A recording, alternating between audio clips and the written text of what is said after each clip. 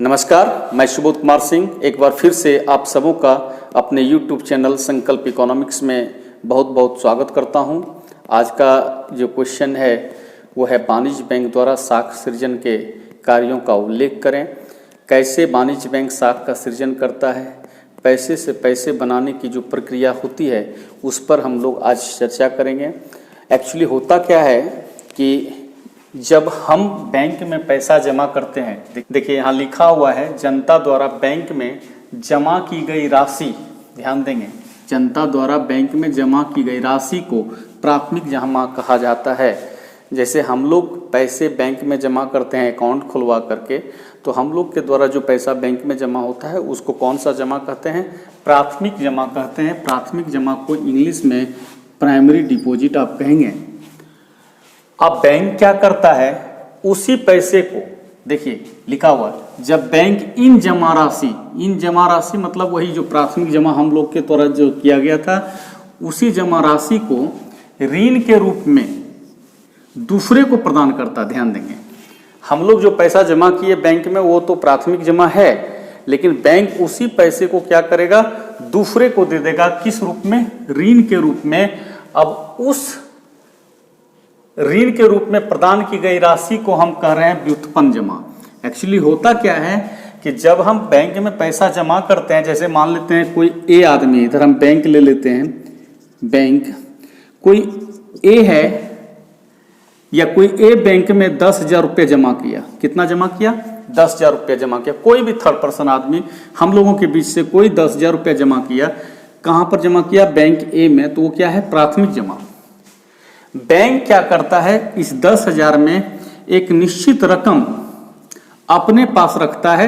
वो कितना रखता है? तो जितना CRR तय होता है, रिजर्व बैंक ऑफ इंडिया के द्वारा भी तय किया जाता है, या बैंक अपने से भी समझ सकता है कि हमको कितना अपने पास पैसा रखना चाहिए, ताकि जब कोई और आए, कोई और क्या, जो आदमी पैसा जमा किया वो फिर आए पैसा निकालने के लिए, तो उसको हम वापस दे सकें।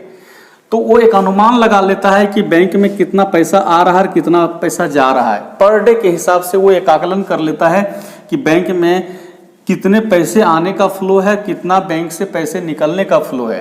तो यदि ये 20% मान के चलता है, तो इसका मतलब बैंक मान के चल रहा है कि अगर 100 रुपये जमा होते हैं बैंक में, तो उसमें 80 रुपया नहीं निकलता है, मात्र 20 रुपया निकलता है।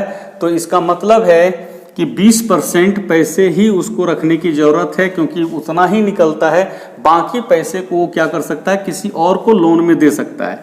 तो बैंक मान के चल रहा है कि 20% पैसे पब्लिक नहीं निकालता है जो जमा करता है। तो इसका मतलब है कि 20% हमको अपने पास रखना है। तो 10,000 जब जमा हुआ तो उसका 20% कितना हुआ? 2,000। वो 2,000 अपने पास रखा, बाकी 8,000 रुपया वो किसी को ऋण के रूप में दे देगा। किस रूप में देगा? ऋण के रूप में दे देगा।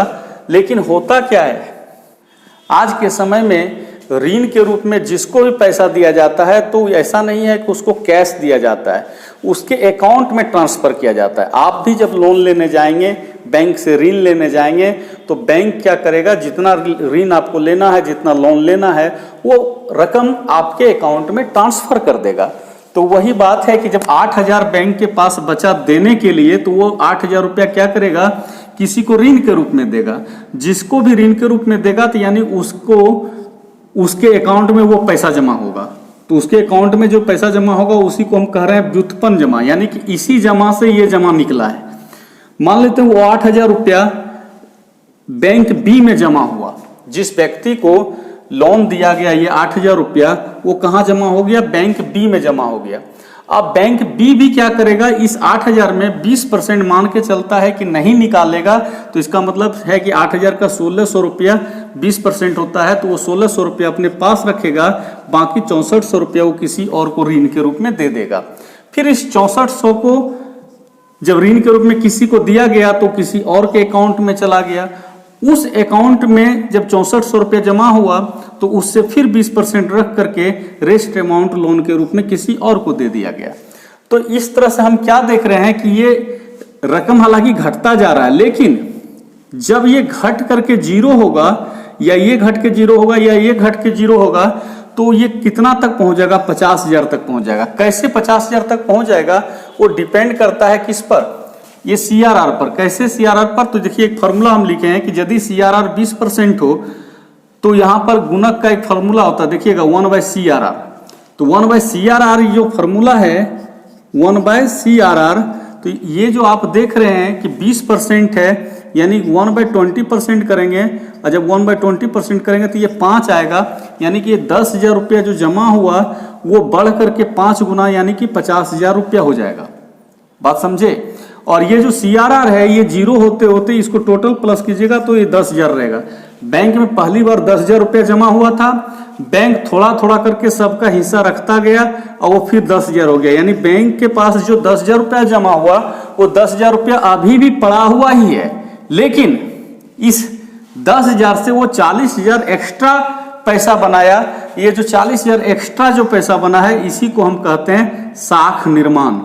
इसको क्या कहते हैं, साख निर्माण कहते हैं। क्यों, क्योंकि 10,000 रुपया जमा हुआ, ये 10,000 को कहां तक पहुंचाया, 50,000 तक पहुंचाया, इसका मतलब 40,000 एक्स्ट्रा बनाया। यही 10,000 और ये 40,000 जोड़िएगा तो टोटल कितना हो जाएगा, 50,000 हो जाएगा। तो हम यहाँ ये बताना चाह रहे हैं कि जो बैंक में पहली बार पैसा जमा होता है उसको प्राथमिक जमा कहते हैं। बैंक उसी पैसे को ऋण के रूप में दूसरे को देता है तो उसको हम क्या कहते हैं, व्युत्पन्न जमा कहते हैं। व्युत्पन्न जमा एक प्रकार से प्राथमिक जमा का परिणाम होता है, यानी आप ध्यान देंगे, व्युत्पन्न जमा एक प्रकार से प्राथमिक जमा का परिणाम होता है। यानी व्युत्पन्न जमा तभी होगा जब प्राथमिक जमा होगा, ये होगा ही नहीं तो ये भी नहीं होगा, जिसे साख निर्माण के रूप में जाना जाता है। यानी कि ये पैसा जमा हुआ तो इसी पैसे से ये पैसे बना है, तो इसको हम क्या कह रहे हैं, साख निर्माण कर रहे हैं। इसी को हम साख निर्माण कर रहे हैं। ये जो नया पैसा बनते जा रहा है इसको साख निर्माण कर रहे हैं। टोटल 40,000 बना है, ये 40,000 का साख का निर्माण हुआ। यहां पर लिखे हैं बैंकों में प्राथमिक जमाएं जितनी अधिक होती हैं, यानी ये रकम जितना ज्यादा जमा होगा साख निर्माण की प्रक्रिया उतनी ही अधिक होगी। जैसे 10,000 हुआ तो ये कहां तक पहुंचा, 50,000। अगर ये 20,000 यहां जमा होता तो कितना तक पहुंचता है, 1 लाख तक। यानी ये ज्यादा होगा तो ये भी ज्यादा होगा। एक चीज और, वाणिज्य बैंकों की साख सृजन की क्षमता CRR पर भी निर्भर करता है। यही CRR जो फॉर्मूला हम लिखे हुए हैं, यानी कि जैसे आप देखें कि ये 10,000 जमा हुआ तो बैंक CRR कितना मान के चल रहा है, 20%। यानी बैंक समझ के चल रहा है कि लोग पैसा 20% ही निकालेंगे, तो इसका मतलब है 20% हमारे पास रहना चाहिए, बैंक अपने पास रख लेगा, बाकी 80% वो किसी को लोन में दे रहा है। अब ये 20% है या जितना भी है, ये 20% यहाँ पर हम तय किए हैं, ये घटते बढ़ते रहता है। ये 25 भी हो सकता है, 30 भी हो सकता है, 15 भी हो सकता है, चेंजिंग होगा। लेकिन जब इसमें चेंजिंग आएगा तो इसका इफेक्ट पड़ेगा किस पर, साख निर्माण पर। कैसे पड़ेगा, तो यहां लिखे हैं कि CRR अधिक होता है तो साख गुणक कम होता है। यानी कि देखिए ये जो 20% हम CRR लिए हैं तो यहां पर हमारा जो साख गुणक निकला है वो कितना निकला है, 5 निकला है। और यहां पर देखिए CRR हम 5% माने हैं तो मेरा साख गुणक कितना निकला, 20 निकला। यानी कि CRR अधिक है तो साख गुणक कम हुआ, और जब CRR कम होता है तो साख गुणक अधिक होता है। तो वही लिखे हैं, जब CRR अधिक होता है तो साख गुणक कम होता है, जिससे साख की उत्पत्ति भी कम होती है। अब देखिए ये 20% है, कौन, CRR, गुणक कितना आया, 5, तो परिणाम क्या हुआ, कुल जमा कितना हुआ, 50,000। कैसे हुआ, तो प्राथमिक जमा 10,000 है, हम के निकाले यानी मल्टीप्लायर निकाले, 1/CRR किए 1/20%, तो ये कितना आया, 5 आया। हमारा कुल जमा का फॉर्मूला होता है प्राथमिक जमा गुना के, तो प्राथमिक जमा हमारा 10,000 है, के कितना निकला, 5, तो ये कितना हुआ, 50,000। लेकिन यदि हम CRR कम मान के चलें, 5% मान के चलें, तो ऐसी स्थिति में हमारा गुणक कितना निकलेगा, 20 निकलेगा। और जब ये 20 निकलेगा तो और प्राथमिक जमा 10,000 लेके चलेंगे तब हमारा कितना हो जाएगा, 10,000 गुना 20 यानी कि 2 लाख हो जाएगा। यानी CRR कम रहा तो हमारा साख का निर्माण कितना हुआ, 2 लाख के बराबर हुआ, यानी 20 गुना ज्यादा हुआ। और यहाँ पर जब हम CRR ज्यादा लेके चले तो हमारा साख गुना 5 आ रहा है, यानी कि साख का निर्माण 5 गुना ही होगा। यानी कि 10,000 जो जमा हुआ था वो कहां तक पहुंचेगा, 50,000 तक पहुंचेगा। तो ये हम बताना चाह रहे हैं कि CRR पर भी साख निर्माण की प्रक्रिया डिपेंड करती है। यदि CRR अधिक होगा तो शाख निर्माण कम होगा। क्यों? क्योंकि CRR अधिक होने से शाख गुणक कम निकलता है। देखिए CRR जब 20% लेके चले तो शाख गुणक कितना निकला? 5 निकला, यानी कि जो पैसा जमा होगा वो 5 गुना ही बढ़ेगा। लेकिन यदि CRR आपका कम होगा तो शाख गुणक अधिक निकलेगा। देखिए यहाँ 5% है तो शाख गुणक कितना निकला? 20। इसका मतलब है कि जो पैसा जमा होगा यानी प्राइमरी डिपॉजिट जो होगा वो बढ़ करके 20 गुना आगे चला जाएगा, यानी कि ये 2 लाख हो गया।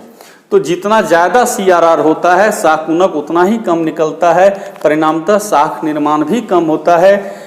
और यदि CRR कम रखा जाए तो ऐसी स्थिति में शाख गुणक अधिक निकलेगा और शाख निर्माण की प्रक्रिया अधिक होगी। तो इसलिए रिजर्व बैंक देखिएगा कभी कभी CRR SLR ये सब में चेंजिंग करता है आवश्यकता अनुसार। यदि शाख निर्माण को बढ़ावा देना है तो CRR वगैरह को कम करेगा, और यदि शाख का संकुचन चाहेगा कि पैसा ज़्यादा नहीं मार्केट में आए तो ऐसी स्थिति में CRR को क्या करेगा? बढ़ा देगा, जिससे शाख गुणक कम निकलेगा। जितना कम गुना निकलेगा उतना ही कम गुना शाख निर्माण की प्रक्रिया होगी। तो ये था आज का क्लास। हाँ, एक चीज़ देखिएगा कि CRR के जगह कहीं कहीं SLR भी हो सकता है, ये देना चाहिए, लेकिन बुक में मेंशन नहीं किया है तो और अच्छा होता है। लेकिन बुक में नहीं मेंशन किया है इसलिए हम केवल इतना ही लेके चलते हैं। तो ये था वाणिज्य बैंक द्वारा शाख निर्माण की प्रक्रिया। हमको लगता है कि आप लोग समझ गए होंगे। इससे रिलेटेड कोई भी किसी प्रकार का अगर कोई डाउट होगा तो फिर हमसे बात कीजिएगा, हम उसका जरूर समाधान बताएंगे। तब तक के लिए हमको आज्ञा दीजिए। धन्यवाद। जय हिंद, जय भारत।